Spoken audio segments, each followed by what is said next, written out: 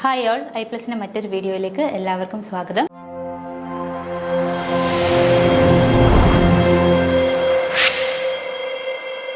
അപ്പോൾ നമ്മൾ കഴിഞ്ഞ ക്ലാസ്സിൽ പ്രീവിയസ് ഇയർ ക്വസ്റ്റ്യൻ ഡിസ്കഷനിൽ 10 ക്വസ്റ്റ്യൻസ് ചെയ്തിരുന്നു.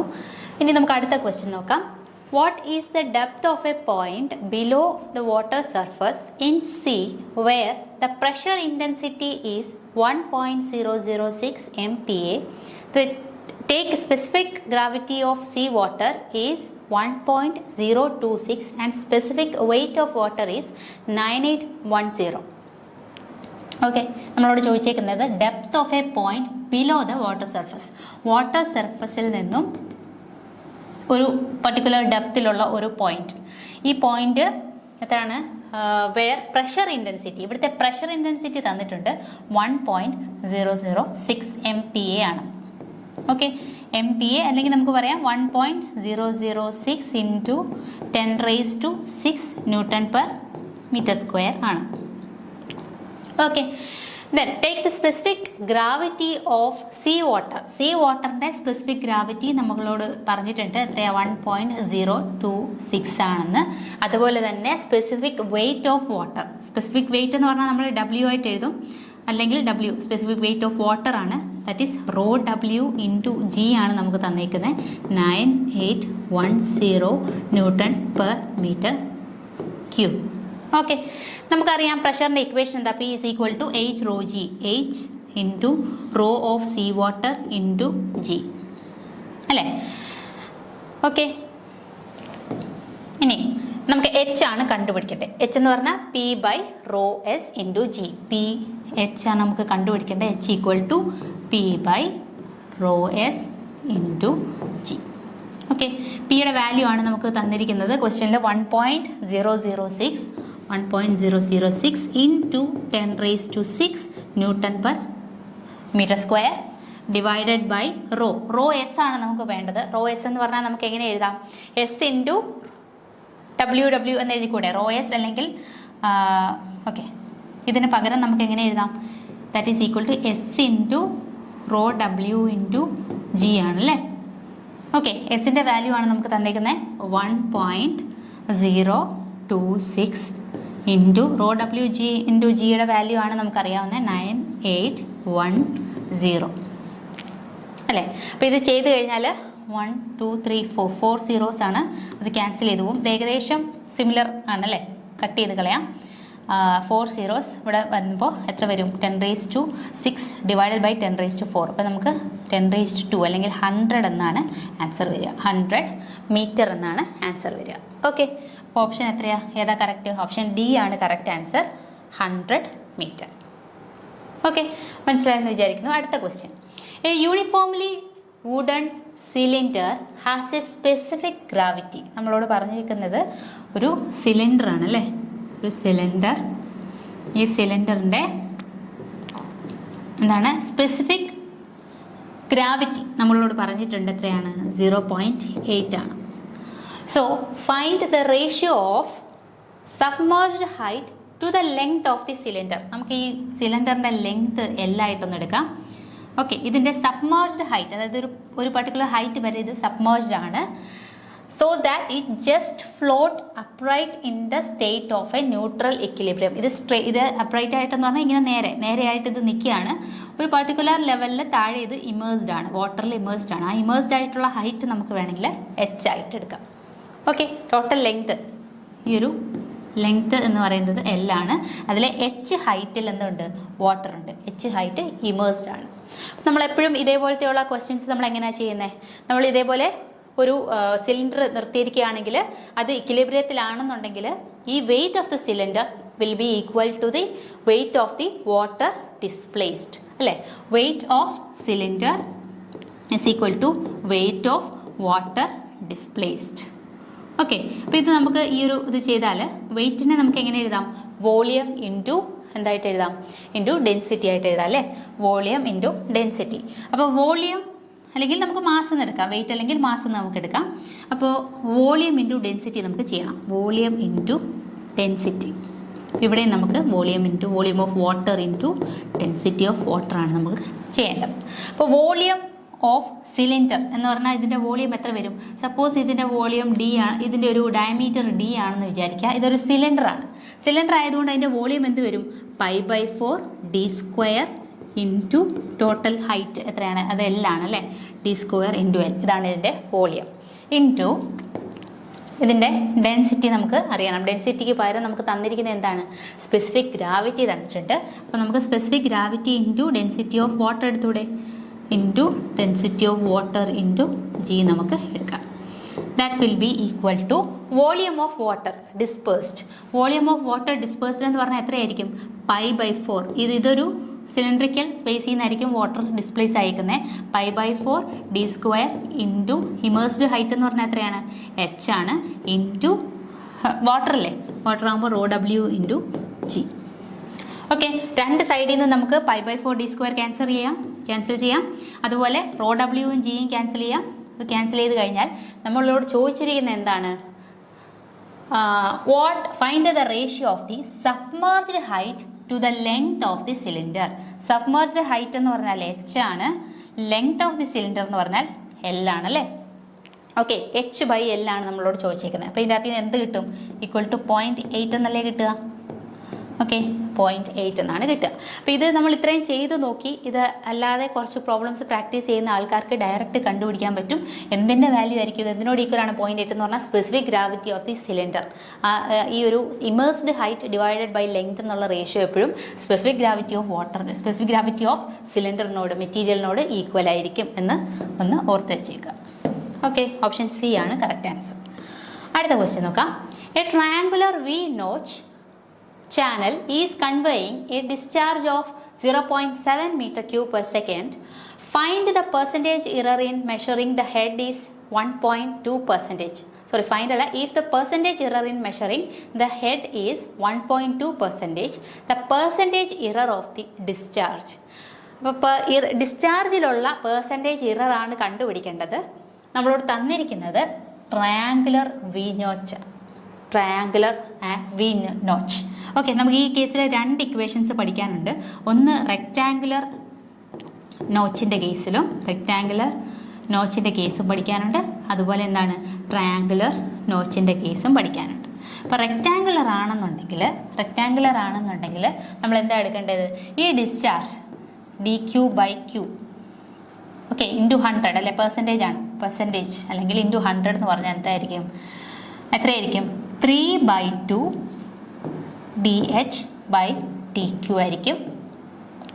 ഓക്കെ, അതുപോലെ ട്രയാങ്കുലർ നോച്ച് ആണെങ്കിൽ dQ/Q is equal to 5/2 into dH/H. dH/H ആണ് കേട്ടോ. dH/dQ അല്ല, dH/H. ഓക്കെ, അപ്പോൾ ഇവിടെ നമ്മളോട് ചോദിച്ചേക്കുന്ന ട്രയാങ്കുലർ ആണ്. ട്രയാങ്കുലർ വി നോച്ചാണ്. ഓക്കെ, വി നോച്ചാണ്. ഓക്കെ, അങ്ങനെയാണെങ്കിൽ നമുക്ക് വരുന്ന ഇക്വേഷൻ ഈ ഇക്വേഷനാണ് നമ്മൾ യൂസ് ചെയ്യേണ്ടത്. സോ എത്ര വരിക? 5/2 ഇൻറ്റു dH/H. dH/Hൻ്റെ വാല്യൂ തന്നിട്ടുണ്ടായിരിക്കണം. Percentage error dH/H is equal to 1.2 ആണെന്ന് തന്നിട്ടുണ്ട്. ഓക്കെ, ഇത് പെർസെൻറ്റേജിലാണ് തന്നേക്കുന്നത് ഓൾറെഡി. ഇൻറ്റു 100 എന്നുള്ള ഈ ഒരു വാല്യൂ ആണ് നമുക്ക് തന്നിരിക്കുന്നത്, ഇൻറ്റു 1.2% എന്നുള്ള.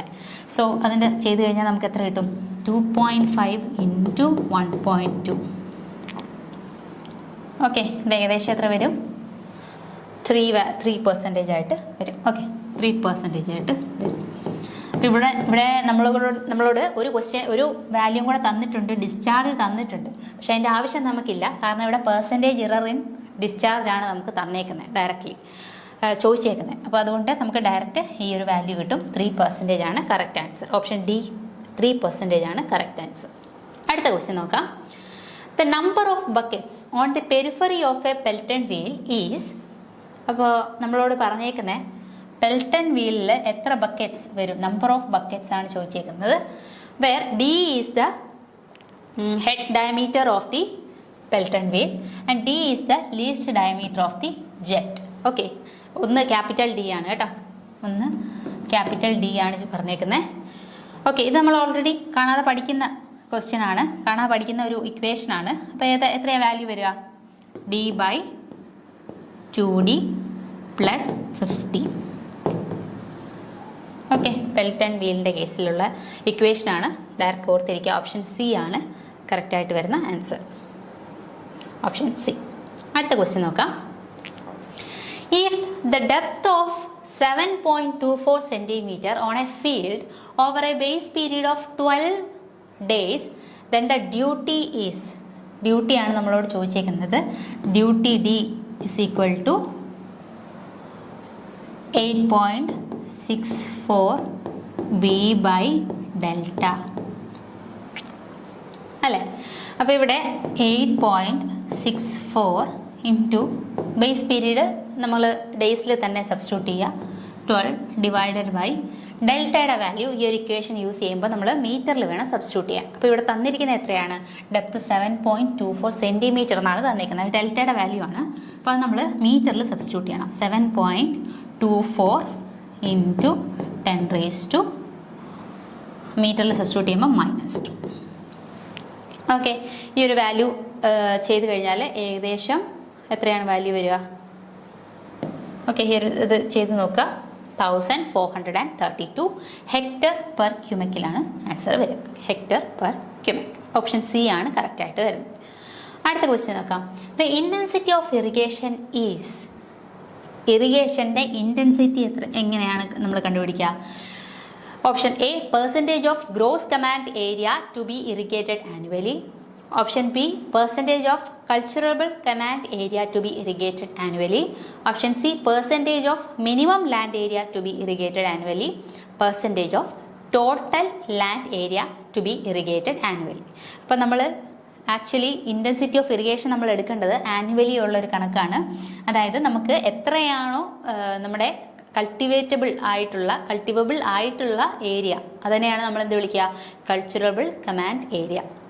അതിൽ ഒരു പർട്ടിക്കുലർ പീരീഡിൽ എല്ലാം കൂടി ഇറിഗേറ്റ് ചെയ്യിക്കത്തില്ല അല്ലേ? അപ്പോൾ ആ എത്രത്തോളം പെർസെൻറ്റേജ് ആണ് ആ ഒരു കൾച്ചറബിൾ കമാൻഡ് ഏരിയയിൽ നമ്മൾ ഇറിഗേറ്റ് ചെയ്യുന്നത് ആനുവലി, അതിനെയാണ് നമ്മൾ ഇൻറ്റൻസിറ്റി ഓഫ് ഇറിഗേഷൻ എന്ന് വിളിക്കുക. So that is the percentage of culturable command area to be irrigated annually. Option B ആണ് കറക്റ്റായിട്ട് വരിക. Option B correct answer. അടുത്ത നോക്കിയേ. 90. A channel designed by Lacey's theory has a velocity of 1.5 meter per second. If the silt factor is 1, then the hydraulic mean radius of the channel is. Okay, ഇവിടെ നമ്മളോട് പറഞ്ഞേക്കുന്നത് നമുക്ക് silt factor തന്നിട്ടുണ്ട്, velocity തന്നിട്ടുണ്ട്, hydraulic മീൻ radius. ആറിൻ്റെ equation നമുക്കറിയാലോ. R = 5/2 into v²/f എന്നുള്ള equation അറിഞ്ഞിരുന്നാൽ ഡയറക്റ്റായിട്ട് സബ്സ്റ്റിറ്റ്യൂട്ട് ചെയ്താൽ മതി. 5/2 ഇൻറ്റു വിയുടെ വാല്യൂ എത്രയാണ്? 1.5 ഹോൾ സ്ക്വയർ ഡിവൈഡ് ബൈ എഫിൻ്റെ വാല്യൂ ആണ് നമുക്ക് സിൽറ്റ് 1 ആണ് തന്നിരിക്കുന്നത്. സിൽറ്റ് ഫാക്ടർ 1 ആണ്. അപ്പോൾ ഇത് ചെയ്ത് കഴിഞ്ഞാൽ നമുക്ക് വരുന്ന ആൻസർ, ഇപ്പോൾ ചെയ്ത് നോക്കുക, വരുന്ന ആൻസർ എന്ന് പറഞ്ഞാൽ 3.75 മീറ്റർ ആണ് വരിക. ഓപ്ഷൻ എ ആണ് കറക്റ്റ് ആൻസർ. ഓക്കെ, അടുത്ത question. The total capacity of a reservoir is 8 × 10⁻6 meter cube. അതിൻ്റെ ടോട്ടൽ കപ്പാസിറ്റിയാണ്. അപ്പോൾ ആ റിസർവോയിൽ എത്രത്തോളം വെള്ളം കൊള്ളും എന്നുള്ള കപ്പാസിറ്റിയാണ് 8 × 10⁻6 meter cube. And the dead storage is 8000 meter cube. Dead storage എന്ന് പറഞ്ഞാൽ എന്താ? അവിടുത്തെ ആ ഒരു എമൗണ്ടിലെ വെള്ളം നമുക്ക് എടുക്കാനായിട്ട് പറ്റത്തില്ല. അത് കോൺസ്റ്റൻ്റ് ആയിട്ട് ആ ഒരു ഡാമിൽ റിസർവോയറിൽ നിർത്തിയിരിക്കുന്ന എമൗണ്ട് ഓഫ് വാട്ടർ ആണ്. അത് നമുക്ക് എടുക്കാനായിട്ട് യൂസ് ചെയ്യാനായിട്ട് പറ്റത്തില്ല. 8000 meter cube ആണ്.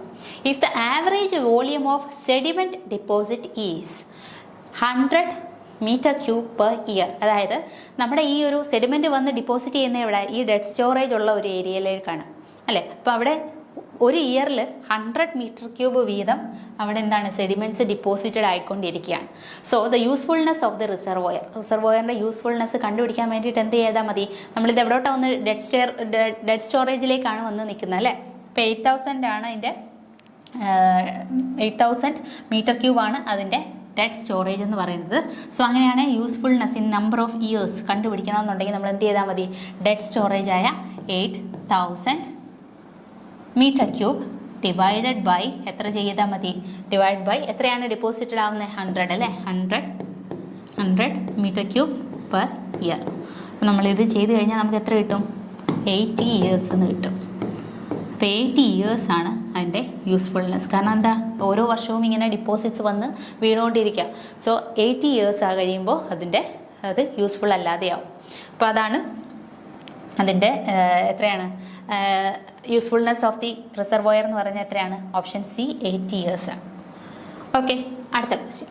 The value of a property or structure become less by its becoming out of date in style, in structural design, etc., which is termed as. അപ്പോൾ നമ്മളോട് ചോദിച്ചേക്കുന്നത് ഒരു ബിൽഡിങ് അല്ലെങ്കിൽ ഏതെങ്കിലും ഒരു സ്ട്രക്ചർ, ആ സ്ട്രക്ചറിൻ്റെ വാല്യൂ കുറയുന്നു. എന്ത് കാരണത്താലാണ്? അത് ഔട്ട് ഓഫ് ഫാഷൻ ആവുകയാണ്, അല്ലെ ഔട്ട് ഓഫ് സ്റ്റൈൽ ആയത് കാരണം, അതിൻ്റെ ഡിസൈൻ ഔട്ട് ഓഫ് ഫാഷൻ ആയ കാരണം അതിൻ്റെ വാല്യൂ കുറയുന്നുണ്ടെങ്കിൽ അങ്ങനെയുള്ള ആ ഒരു ടേമിനെ, നമ്മളതിൻ്റെ വാല്യൂവിനെ വിളിക്കുന്ന പേരാണ് എന്താണ് നമ്മൾ വിളിക്കുക? Option A capital cost, option B salvage value, option C obsolescence, option D loss of rent. എന്താണ് കറക്റ്റ് ആയിട്ട് വരിക? ഓപ്ഷൻ സി ആണ്, ഒബ്സലൻസ് എന്നാണ് നമ്മൾ അതിനെ വിളിക്കുക. ഓക്കെ, അടുത്ത question. Book value is amount shown in the account book after allowing necessary എന്താണ്? Option A taxes, option B scrap value, option C depreciation, option D loss of rent. അതായത് നമ്മുടെ book value എന്ന് നമ്മൾ പറയുന്നത്, book value is equal to original cost minus depreciation ആണ്. അപ്പോൾ നമ്മുടെ actually ഉള്ള കോസ്റ്റിൽ നിന്നും ഡിപ്രീസിയേഷൻ കുറച്ച് കഴിയുമ്പോൾ ഡിപ്രീസിയേഷൻ കുറച്ച് കഴിയുമ്പോൾ നമുക്ക് എത്രയാണോ കിട്ടുന്നത് അതിനെയാണ് നമുക്ക് എന്ത് വിളിക്കുക? ബുക്ക് വാല്യൂ എന്ന് നമുക്ക് കിട്ടുക. ഓക്കെ, അപ്പോൾ ആൻസർ ഏതാണ്? ഓപ്ഷൻ സി ആണ്, ഡിപ്രീസിയേഷൻ ആണ് കറക്റ്റായിട്ട് വരുന്ന വാല്യൂ. ഓക്കെ, അപ്പോൾ നമ്മൾ 10 ക്വസ്റ്റ്യൻസ് ഡിസ്കസ് ചെയ്ത് കഴിഞ്ഞു. മനസ്സിലായെന്ന് വിചാരിക്കുന്നു. Thank you so much.